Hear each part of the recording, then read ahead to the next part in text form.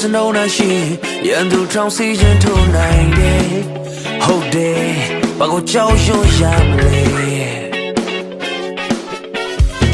ဝိညာဉ်နဲ့ကျွန်တော်နဲ့ရှိရာရာကိုစိုးစံကြုံလွှမ်းမယ်ငါမင်းမျိုးမင်းတွေကိုတော့ကျွန်တော်နဲ့ရှိရန်သူထောင်စီခြင်းထိုးနိုင်တယ်ဟုတ်တယ်ဘာကိုကြောက်ရွံ့ရမလဲကျွန်တော်နဲ့ရှိရင်ရာရာကိုစိုးစံကြော်လွှမ်းမယ်ငါမင်းမျိုး